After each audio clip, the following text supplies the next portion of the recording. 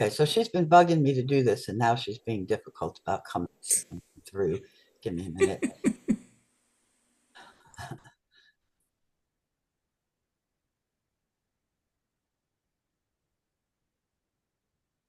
Okay, well, I'm going to start and she can come in when she's ready.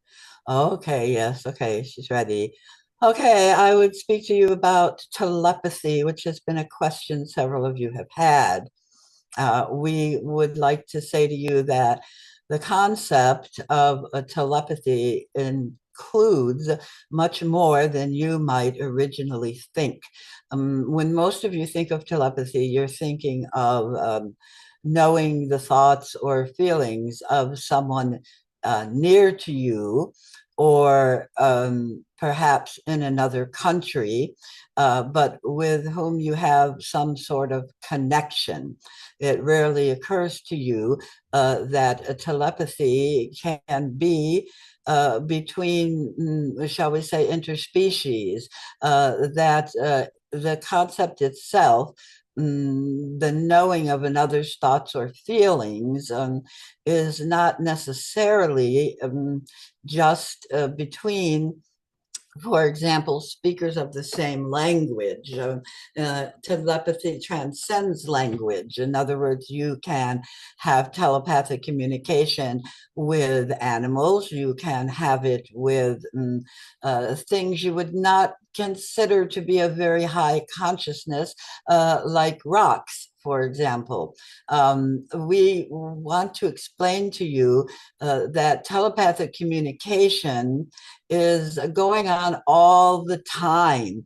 It's not just, oh, yes, and not only all the time, but among all consciousnesses. It's not just a matter of, oh, my friend was in a car accident and I received a telecommunication that she's not well or she is well or whatever the case may be, but rather that this communication has been ongoing since birth, that there is no separation. You are in telepathic communication with everything on this planet and on other planets. You know, we have spoken to you about time and space being compacted, shall we say, being one thing, not, although your perception is that these things have duration and distance, they don't. No, they don't. So you can communicate, for example, with a rock on Alpha Centauri, if you wish. There's not a division, you see, among living things, and everything is living. You may define living as being carbon based or some silicone based or something like that. And we tell you, no, all that is required to be living in terms of the universe is that there is some form of consciousness. It does not matter what form it takes, only that there is some form of consciousness. And we tell you that nothing exists that doesn't have consciousness. So you see, you've made a paradox where there doesn't need to be one. Everything is so tightly connected, regardless of your perception of that connection. As you progress through your various forms of life or afterlife or whatever, as you progress through these, you will become more and more aware of how telepathic communication works. We have mentioned in the past that words, once you leave the earth life, the human life, the life in skin, we shall say, that you no longer need words for communication, that we communicate with each other and recognize each other through. The closest probably word is vibration. We understand that some of you have a good feel for vibration and some of you do not. You may recognize a person who you don't physically see, but say is coming up behind you, and you recognize them by their vibration. And so you are not startled if it is a familiar vibration, but if it is a vibration you've not felt before, you may go, oh, what is this? And turn, because you're surprised by that recognition, or we should say non-recognition. But you see, this is also a form of telepathy. We don't wish you to narrow telepathy to only feeling thoughts or words or emotions from another person. Now, the wise one said a while back, could you share thoughts or have telepathy with someone who's sitting next to you? Well, of course you can. You can have communication with that person if they're on the moon. It doesn't matter, you see, because space is not as you perceive it. Space is not distances that need to be overcome.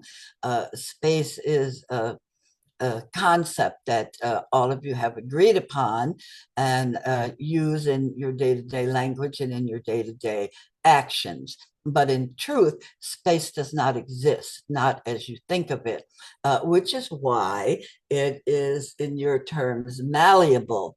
That there has come up many times the question of how does, say, an alien ship cross from thousands of light years or millions of light years and come into the Earth's atmosphere within seconds.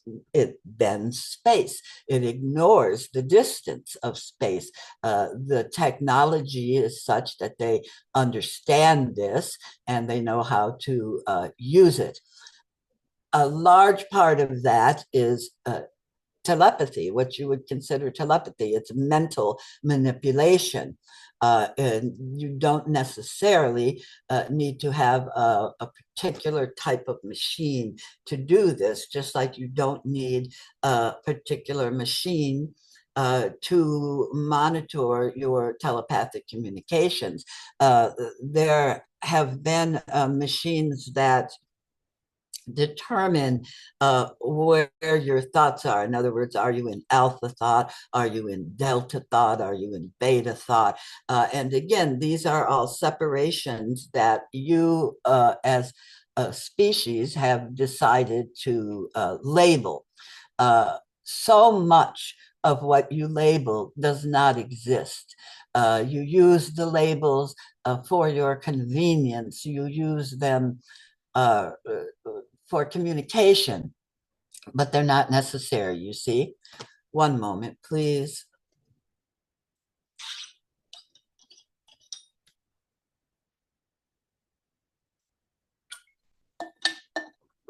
So we tell you that telepathy is something that has been at the core of the universe since its inception, because all life forms need to communicate with each other. It's imperative to existence that there is communication happening. And when your energy bursts into a particular life form, be it a human being or a plant or a tree or an insect, or when it bursts into form, its communication does not change. Before you were born or conceived, before you were conceived, if we use a term that is linear, yes, if we use those terms, before you were in a state of communication. Then you knew that you were about to become a human being or a building or whatever it is. You knew this and you agreed to it. Now, how did you know this if you did not have language, if you were not talking to someone and saying, oh, I wish to become a human?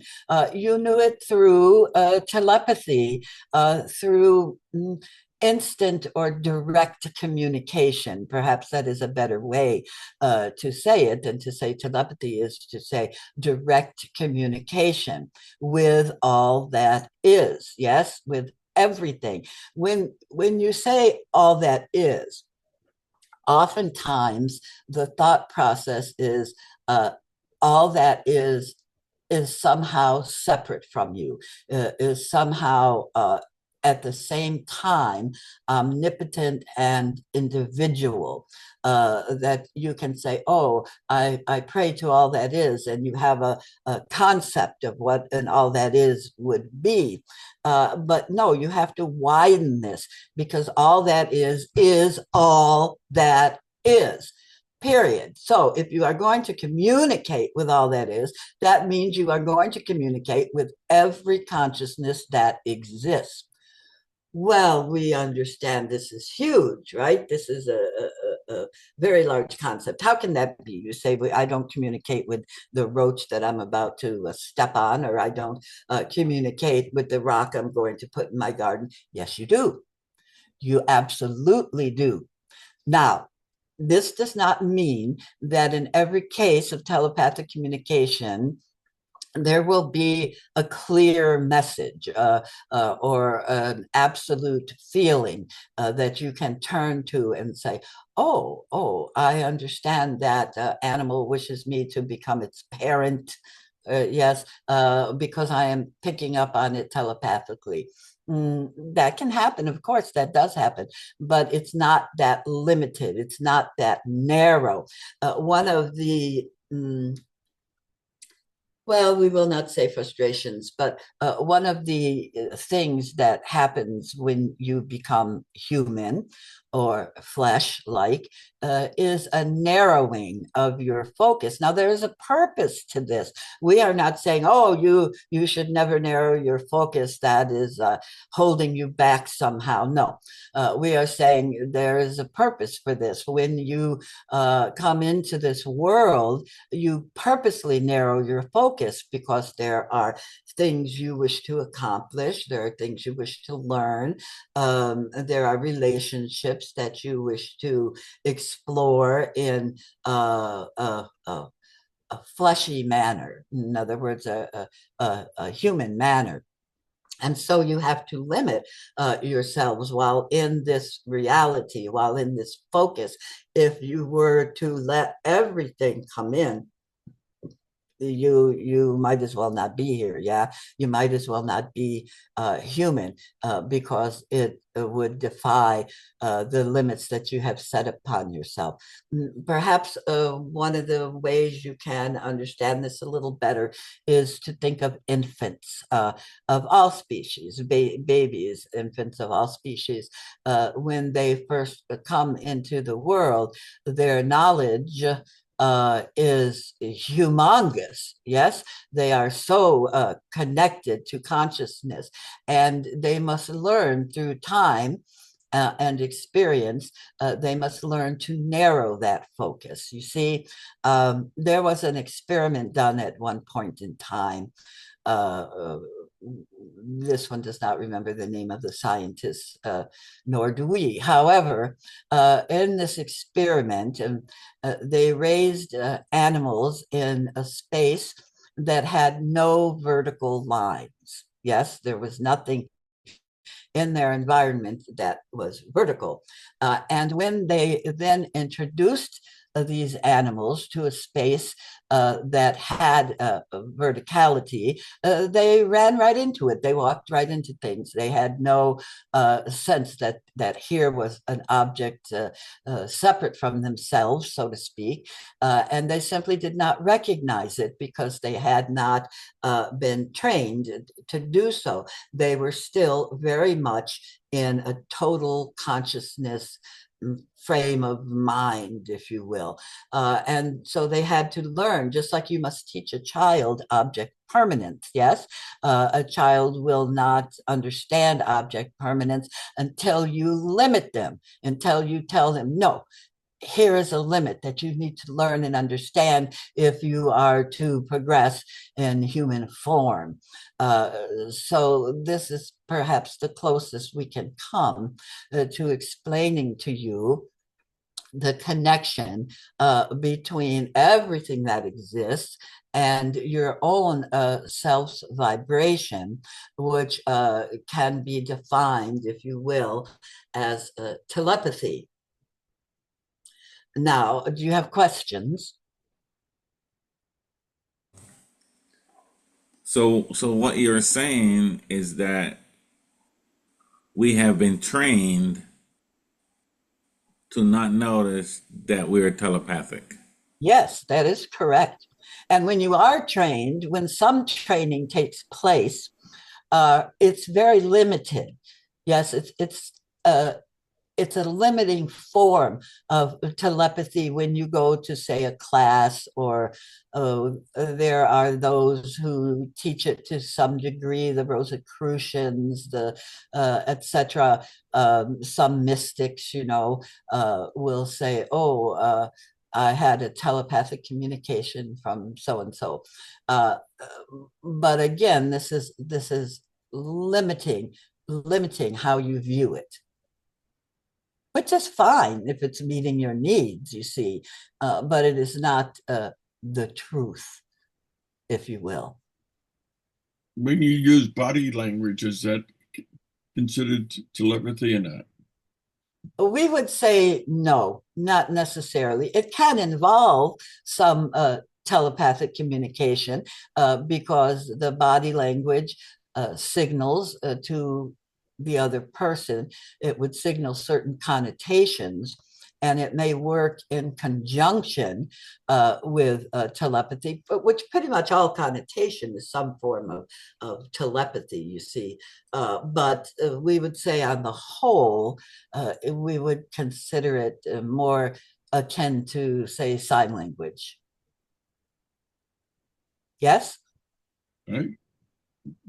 You answered my question. Excellent. Is there another question? So what would be the best way to untrain ourselves?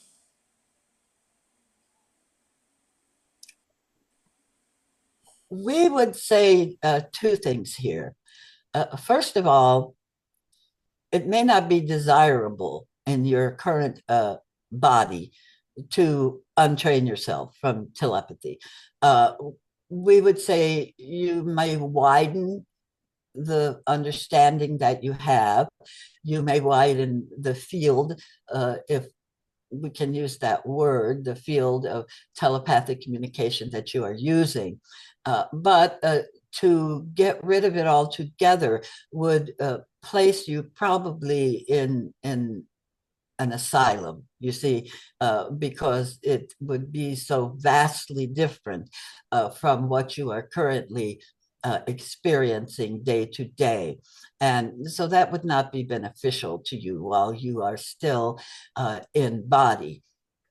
However, if you wish to extend it a bit to have better telepathic communications than you currently have, you could, for example, conduct a series of experiments, for example, random viewing, or pardon us, remote viewing would be one way to do it, just to have um, a partner to uh, confirm or disavow what you are feeling or saying or sending, the messages that you are sending and receiving. Mm, in some ways, this is akin to what happens when a medium gets a message from the other side. You see, they have opened their telepathic communication, but only for a time. Only for a time. They've not opened it extremely widely, and they've not opened it 24/7, as the saying goes. But any of these types of experiments. You are familiar, I think, with the experiment with cards that have different symbols on them, a triangle, a circle, whatever, right? There'd be 4 or 5 different ones. And often, if someone wants to explore what degree of telepathy they have, they will run a test. They will say, okay, you hold the cards, hold one up at a time, and I will tell you what card it is. And you do this for, say, 100 cards. And if you come out better than 50% guess, then they say, oh, you're telepathic, you have psychic abilities. Everybody has psychic abilities. If they don't pass that test, it's because they are limiting themselves. Anyone can easily pass that test and can easily pass it at 100% if they are open enough. There is fear and disbelief that also clouds your abilities to be more open with telepathic communications. Many of you have gone through this type of thing as you have become more and more a medium, or more and more what you would call a psychic, right? Because others will disbelieve you or make fun of you or tell you you're nuts, or to some large extent even place you in a home for the mildly neurotic. So there's always that kind of undercurrent, that under feeling of fear to open yourself so widely. Does that answer your question? Absolutely. Thank you. You're welcome. Mhm. People that kind of wake up like 3 in the morning or so and all of a sudden get a message to write out, would that be telepathically? Yes.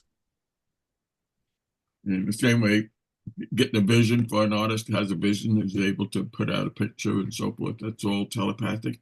Well, it's primarily telepathic. Don't cut yourselves short with your own creativity. You see, the artist, for example, may receive inspiration telepathically, uh, but the final product will be his own. Does that clear that up? In other words, he received an idea telepathically, and then for him to develop it. Well, yes, yes, because you have a part. And while he's doing this, as you see, and this is to us the exciting part, while he's doing this, while he's creating this painting that he received inspiration telepathically from, he is sending telepathic messages back. You see, and so he may be affecting the artistry of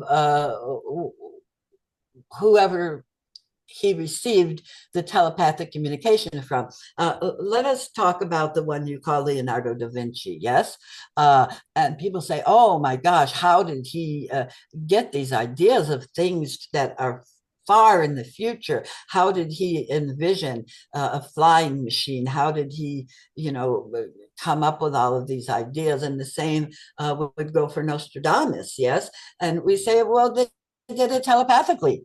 Of course, how else? There is no other way. They received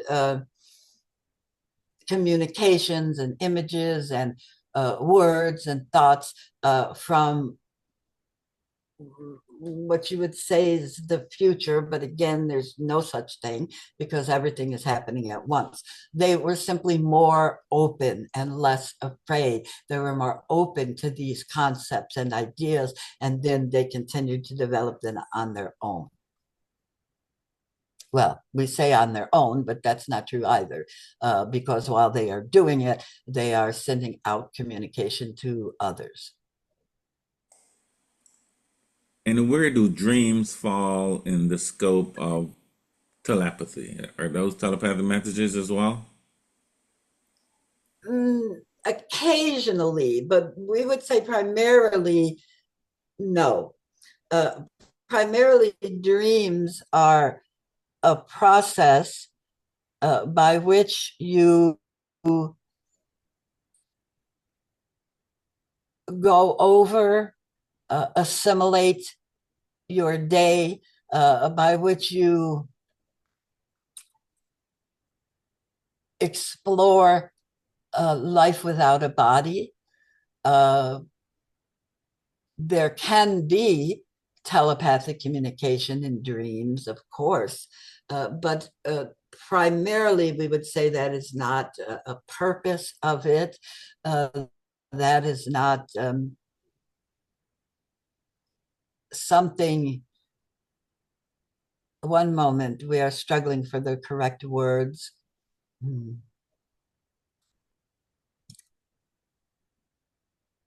Primarily, your telepathic communications come when you are awake.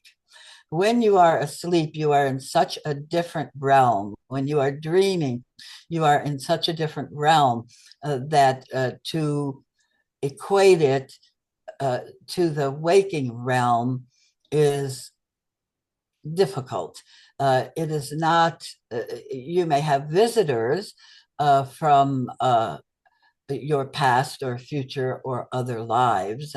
And in that sense, we suppose you could call it telepathic communication, but primarily it is not. Primarily it is a way for you to assimilate your day, to give yourself messages. See, dreams are more of a self exploration than they are anything else. Okay, that makes sense. Okay. Is there more? That's all I have at the moment. Very good. There are still two here who have not asked a question.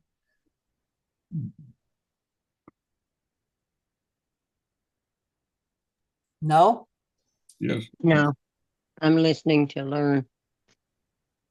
Well, one can learn by asking questions as well. I don't have any. Fine. And Sonny's master? You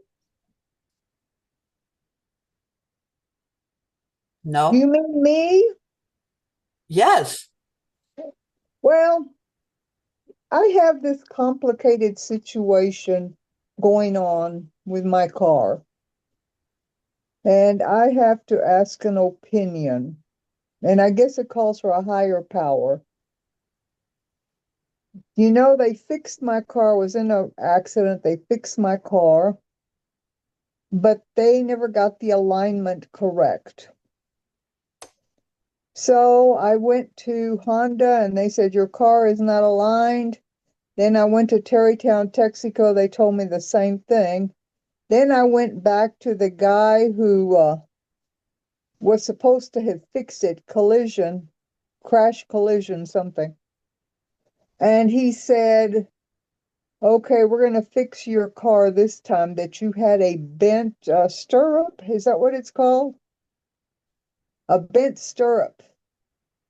So they're fixing it. And I keep thinking, what should I do? Should I just let them fix it? Maybe buy a warranty insurance on the car because it only has 41,000 miles? Or should I try to buy another car? So that's my big dilemma. And I woke up at 2 o'clock in the morning thinking about it. So I don't have any answers for myself. Well, what you have here is a trust issue. Hmm? Yeah, which doesn't exist with none of them. Yes, we understand that. So you must decide now who you are going to trust, if anyone. Now, you may be able to do that telepathically. You may be able to sit in meditation and say, I wish to pick up on the vibrations of this particular person or entity or shop and feel if their vibration is positive or if their vibration is simply that of greed. Yes.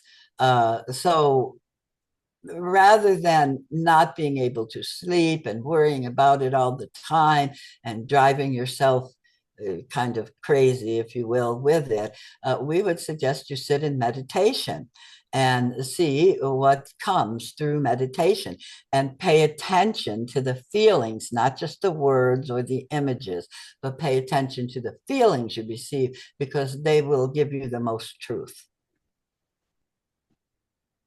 Okay. Good.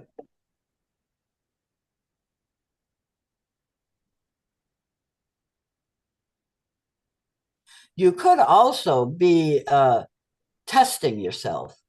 We don't necessarily feel that so much, but it is a possibility that you are testing yourself as regards trust, as regard, surrounding the concept of trust. This may be something you are trying to teach yourself. The only one I really trust is Terrytown, Texaco, because they don't have a stake in this. The company Crash Collision has a stake in it because they were supposed to fix the car the first time, and here it has a bent stirrup and the car was not aligned. How did they miss that question? And then, of course, Honda, I don't trust them with a bagel. Well, you have the option of taking the car to the ones you trust. Well, yes, I do, but this guy has to fix it first. The Crash Collision has to fix it first Why? because it's under warranty with his company. But if he's not doing it, why not just blow it off and take it to someone that you trust? Because I think he'll die. Just a minute. I'll have to call you back. I'm on conference. Okay. Get inside. No, because the car is under warranty. The other ones to fix the car would charge me big. Warranty guy is not gonna charge me big bucks. In fact, he's doing it for nothing. He gave me a car to rent for nothing. He said, "You've been inconvenienced by this thing too much." I said, "You're right." But I'm looking at the future, if you have that kind of injury in the car, can they truly fix your car? Or can they not truly fix it? Even if they say it's fixed. But I guess if I have a lifetime warranty on it, they'll have to fix it. Yes, they should. So the next question comes out, well, they can say, well, this is related to your accident. If down the line, if it is, and they had to fix it. And then all of a sudden they say, is this new injury related to your accident? That's how they could screw me. Well, there's your trust issue again. However, we also say when you talk about finances, which is always a sticky wicket with humans, there is such a thing as a trade-off. And so in a case like that, you must weigh the finances against the trust. And you must say to yourself, if I lose money, but my car is fixed, is it worth it to me? Or do I wish to continue with people I don't trust and continue to go through this on and on with each time we bring the car in? It's a decision that you have to make. Well, I weigh the penalties. Like, if he doesn't fix the car and he says the car that it's warranted, then I can take him to a higher power. Okay? Honda doesn't owe me anything. I did buy 4 tires from them and they put them on. And then the other guy, Michael Farrick, he's just being nice to me. So that, in other words, the only leverage I have is with this Crash Champion person. Well, there's your answer then. I'm playing a game of hardball. I mean, Well, if it's under warranty, you would let them fix it out until they want to charge you more. Then you would Well, consider, should they're I not go to Honda charging or me not? anything. They're not charging me for anything for this. the Right, fear is that it because won't they should have actually. fixed it the first time, right? Well, I agree. Yeah. So Okay, that's a thing. Why didn't they see a bent strut?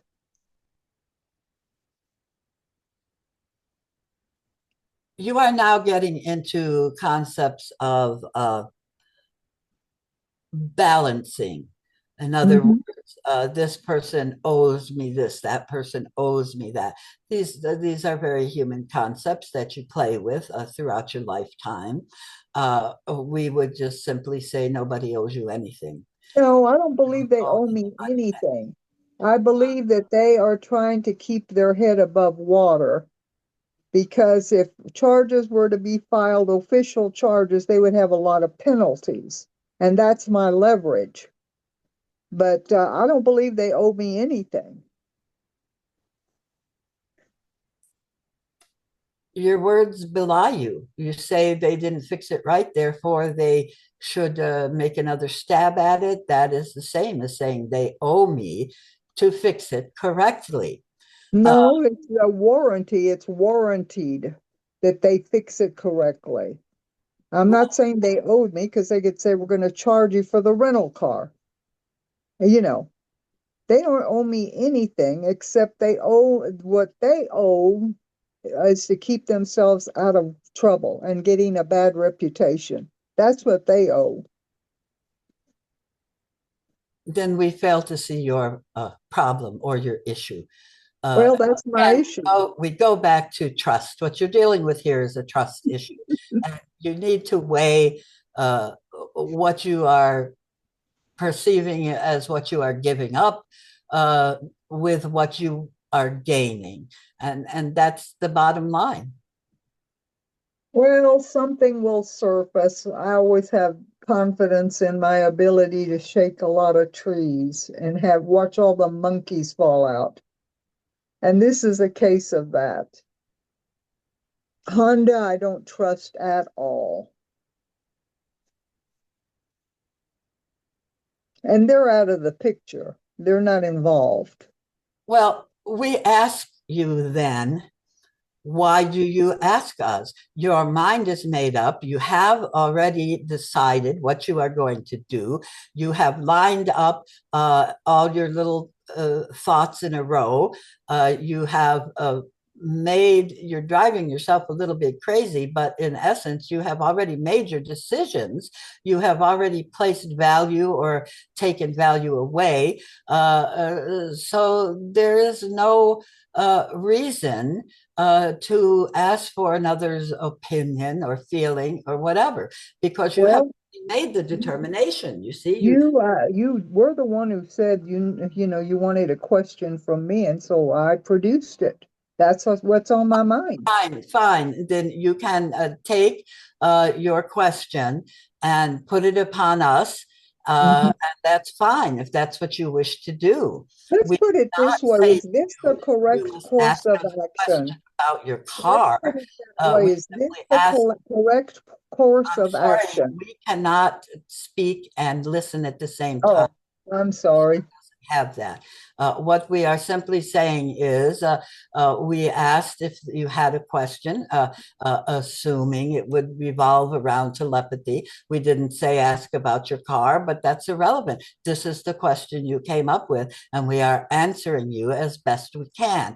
And with that answer, we are saying you are dealing with an issue of trust, and you have already made your decisions. And that is our response.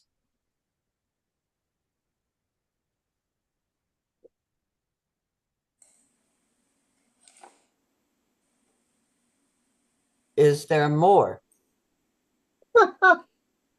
Well, not really, because I don't believe I have any choices. I made this by the process of elimination.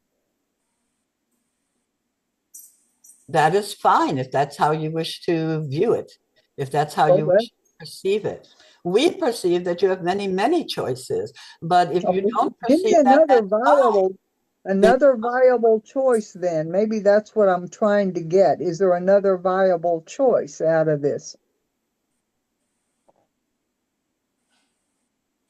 well, you've already named the viable choices that you have. Use someone else or get a new vehicle. Uh, you determine what your viable choices are. If you wish, you could create someone giving you a car. Yes, Maybe I'll do that. I'd like a nice new car. then you must create it. I have in my head. Have you Well, ever thought of leasing? Huh? Did you ever thought of leasing the car? No, I don't want. Why? That's what, $200-300 a month? And with this Honda, I still owe some money on it, not that much anymore. I was just paying $198. But that's because I went in there like the grapes of wrath, and they finally gave it to me at the price I wanted to pay, and that's what I wanted to pay every month.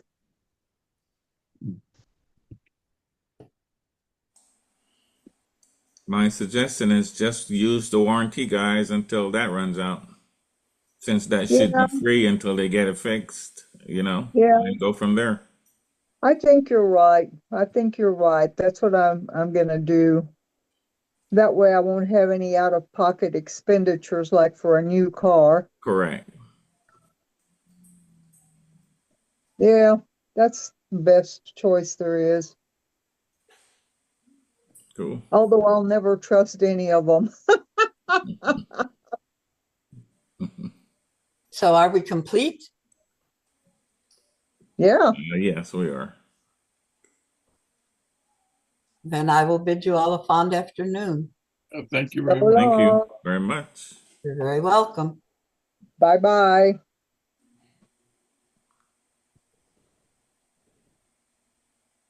Will I close up shop here?